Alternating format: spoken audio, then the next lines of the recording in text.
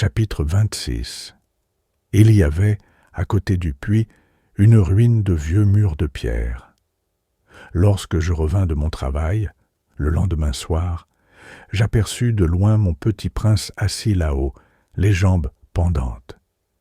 Et je l'entendis qui parlait. « Tu ne t'en souviens donc pas ?» disait-il. « Ce n'est pas tout à fait ici. » Une autre voix lui répondit sans doute, puisqu'il répliqua « Si, si, c'est bien le jour, mais ce n'est pas ici l'endroit. » Je poursuivis ma marche vers le mur. Je ne voyais ni n'entendais toujours personne. Pourtant, le petit prince répliqua de nouveau « Bien sûr, tu verras où commence ma trace dans le sable. Tu n'as qu'à m'y attendre. » J'y serai cette nuit. J'étais à 20 mètres du mur et je ne voyais toujours rien. Le petit prince dit encore, après un silence, « Tu as du bon venin.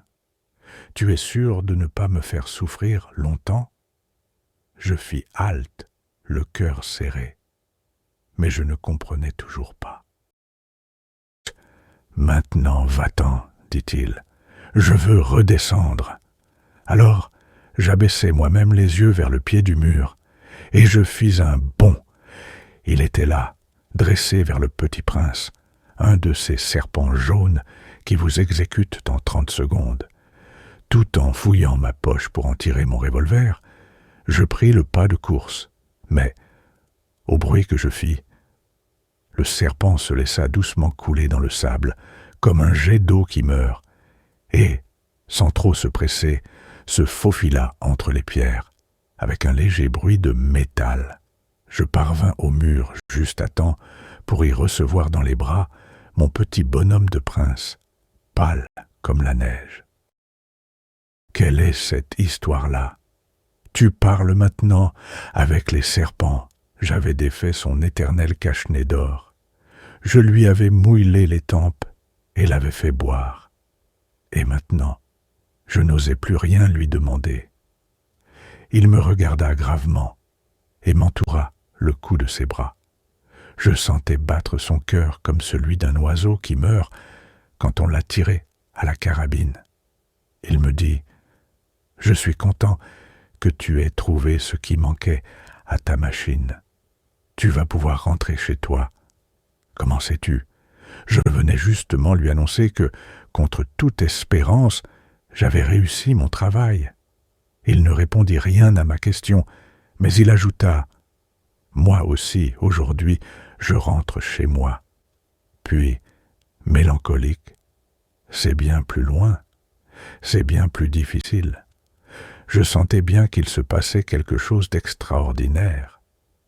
Je le serrais dans les bras comme un petit enfant, et cependant, il me semblait qu'il coulait verticalement dans un abîme sans que je pusse rien pour le retenir.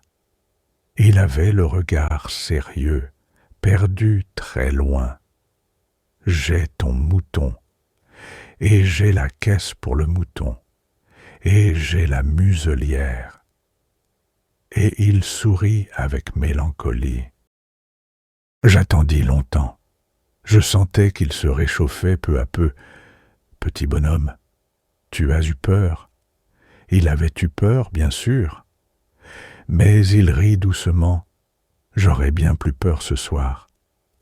De nouveau, je me sentis glacé par le sentiment de l'irréparable, et je compris que je ne supportais pas l'idée de ne plus jamais entendre ce rire. C'était pour moi comme une fontaine dans le désert. « Petit bonhomme, je veux encore t'entendre rire. » Mais il me dit « Cette nuit, ça fera 1 an. Mon étoile se trouvera juste au-dessus de l'endroit où je suis tombé l'année dernière.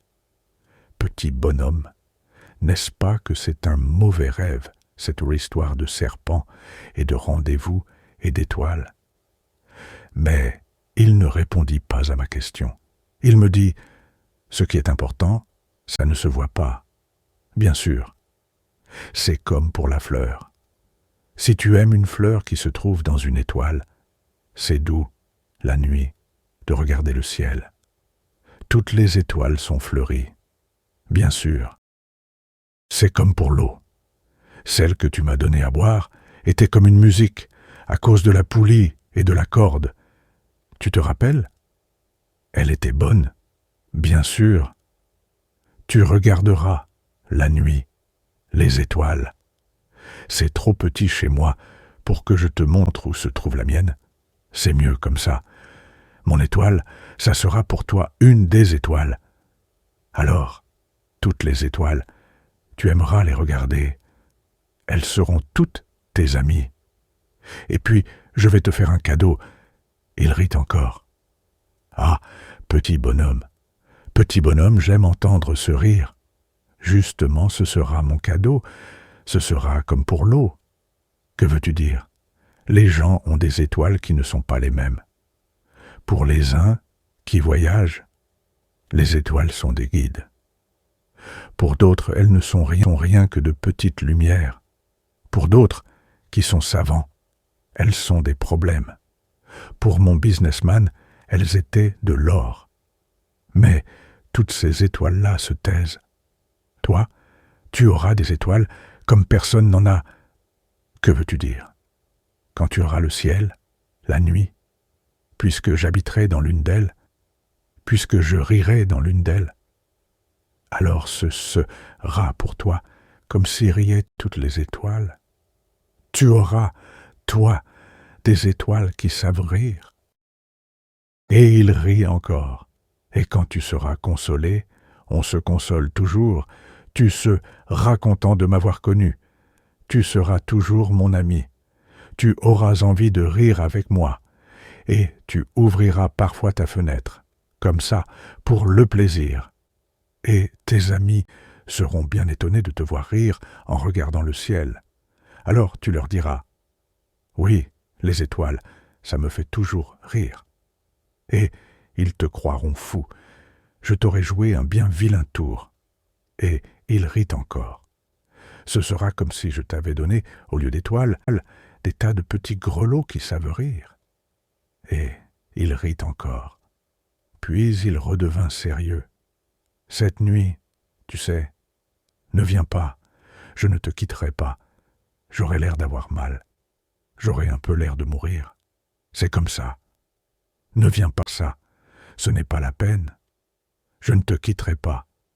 Mais il était soucieux. Je te dis ça. C'est à cause aussi du serpent. Il ne faut pas qu'il te morde. Les serpents, c'est méchant. Ça peut mordre pour le plaisir. Je ne te quitterai pas. Mais quelque chose le rassura. C'est vrai qu'ils n'ont plus de venin pour la seconde morsure. Cette nuit-là, je ne le vis pas se mettre en route. Il s'était évadé sans bruit. Quand je réussis à le rejoindre, il marchait décidé, d'un pas rapide. Il me dit seulement « Ah, tu es là !» Et il me prit par la main. Mais il se tourmenta encore. « Tu as eu tort. Tu auras de la peine. J'aurai l'air d'être mort, et ce ne sera pas vrai. » Moi, je me taisais. Tu comprends? C'est trop loin. Je ne peux pas emporter ce corps-là. C'est trop lourd. Moi, je me taisais. Mais ce sera comme une vieille écorce abandonnée. Ce n'est pas triste, les vieilles écorces. Moi, je me taisais. Il se découragea un peu, mais il fit encore un effort. Ce sera gentil, tu sais. Moi aussi, je regarderai les étoiles. Toutes les étoiles seront des puits avec une poulie rouillée. Toutes les étoiles me verseront à boire. Moi, je me taisais. Ce sera tellement amusant. Tu auras 500 millions de grelots. J'aurai 500 millions de fontaines. Et il se tut aussi parce qu'il pleurait. C'est là. Laisse-moi faire un pas tout seul. Et il s'assit parce qu'il avait peur. Il dit encore, « Tu sais, ma fleur, j'en suis responsable, et elle est tellement faible, et elle est tellement naïve, elle a 4 épines de rien du tout pour la protéger contre le monde. Moi, je m'assis parce que je ne pouvais plus me tenir debout. Et il dit, voilà, c'est tout. Il hésita encore un peu, puis il se releva. Il fit un pas. Moi, je ne pouvais pas bouger. Il n'y eut rien qu'un éclair jaune près de sa cheville. Il demeura un instant immobile. Il ne cria pas. Il tomba doucement comme tombe un arbre. Ça ne fit même pas de bruit à cause du sable.